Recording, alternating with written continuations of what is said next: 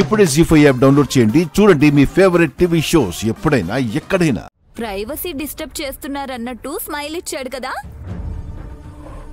అలాంటిదేం లేదు వదినా. చెప్పండి, ఏంటి విశేషాలు? నేనే చెప్పాలి బాబు గారు, వీళ్ళని చెప్తారు. అదేంటి నైని, ఇప్పటిదాకా ఏమీ చెప్పలేదా? మణికాంత ప్రాంతం గురించి వర్ణిస్తూ పగలంతా గడిపేశావనుకున్నాం. ఇంటికొచ్చాక పిల్లల్ని చూసుకోవడమే సరిపోయింది. నిన్న రాత్రి నేను లేను కదా పిన్ని, మధ్యాహ్నం వంట కూడా హాసనక్కే చేసింది.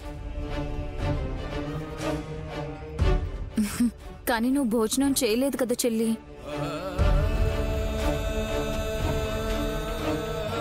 బాబుగారు తినలేదని. అదేంటి, మీ ఆవిడ్ని చూడగానే కడుపు నిండిపోయిందా వేష్?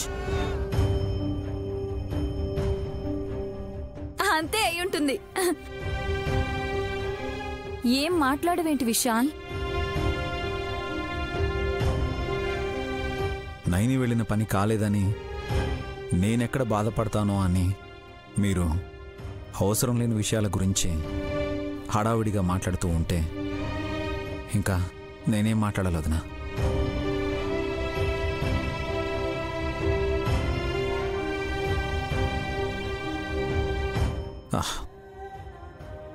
పర్వాలేదు వదినా, మీ ఉద్దేశాన్ని నేను అర్థం చేసుకోగలను.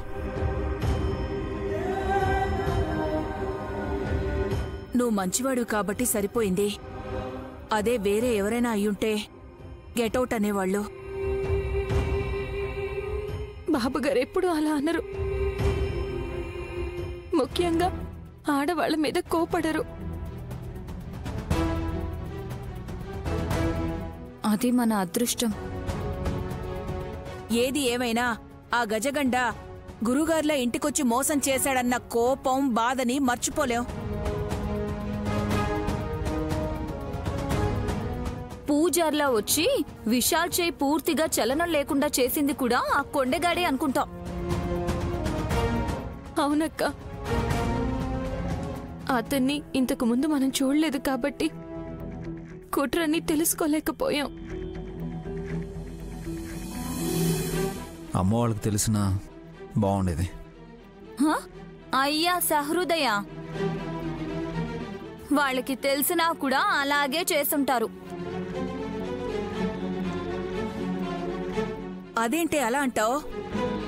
పిన్ని, నీకు అత్తయ్య గురించి బెత్తడే తెలుసు, నాకు బారెడు తెలుసు. వదినా, తెలియనప్పుడు నువ్వు కొంచెం కొంచెంగా చెప్పి కంగారు పెట్టకు. అయితే ఏదో విషయం భారీగానే ఉందన్నమాట. ఏం లేదులే పిన్ని. బాబుగారు, మీరు నన్ను క్షమించాలి. ఎందుకు నాయని? పంచకమణిని తీసుకురాలేకపోయాను కదా. నువ్వు సారీ చెప్పకూడదు. నిజానికి నేనే నీకు థ్యాంక్స్ చెప్పాలి నాయని. ఎందుకు? తిరిగొచ్చి నన్ను బతికించినందుకు. ఇంత మంచి మనసున్న మీకు ఎవరి దిష్టి తగిలిందో ఏంటో. వాళ్ళ కాళ్ళు నోళ్ళు అన్నీ పడిపోయి నువ్వు ఆరోగ్యంగానే ఉండాలి విశాల్.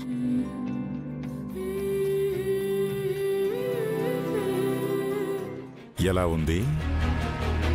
చేతిలోకి తీసుకోగానే నా ఒళ్ళంతా పులకరించిపోయి తెలియని ఆనందంతో తేలికైనట్టు అనిపిస్తోంది. దీనితో ఏదైనా సాధించచ్చా?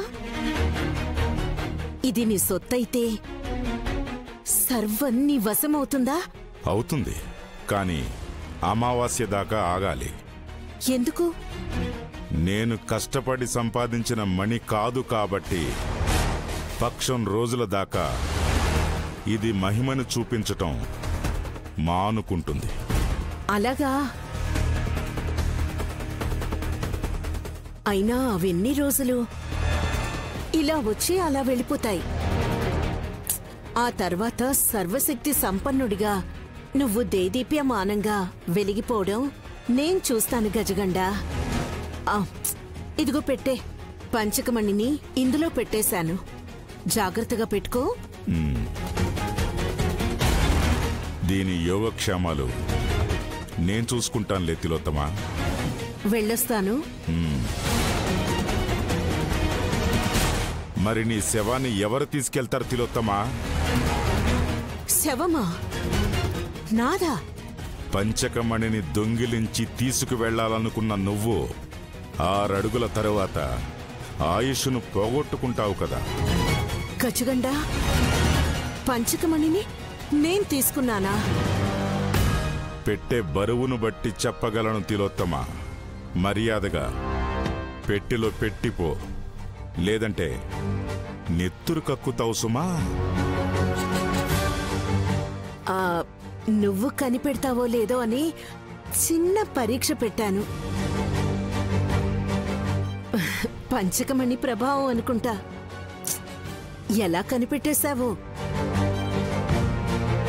తీసుకో, నేనేం చేసుకుంటాను.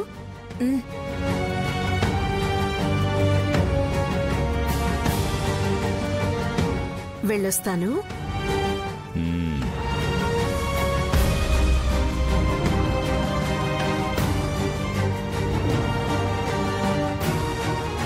నువ్వేం చెయ్యకపోయినా పంచకమణి నీకు చెయ్యాల్సింది చేసేస్తుంది తిలోత్తమా.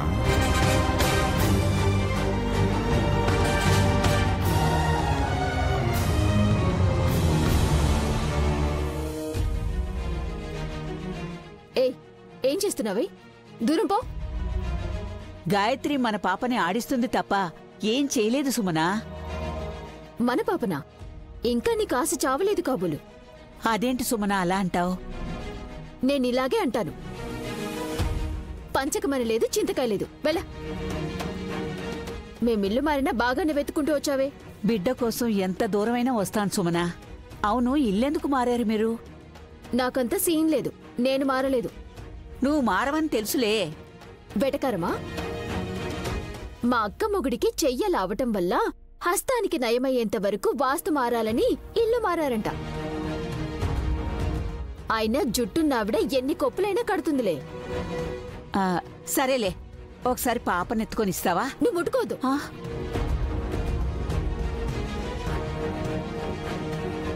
నన్ను శ్రీమంతురాల్ని చేస్తానని చెప్పి మాట తప్పావు. ఇక నా బిడ్డని నిన్ను ఎందుకు ఎత్తుకొనిస్తాను? నైని పంచకమణిని తీసుకుని వస్తే అప్పుడు కదా నువ్వు ధనవంతురాలు అయ్యేది. మా అక్క ఇంటి దాకా తీసుకురాలేకపోయింది, దానికి నేనేం చేయను?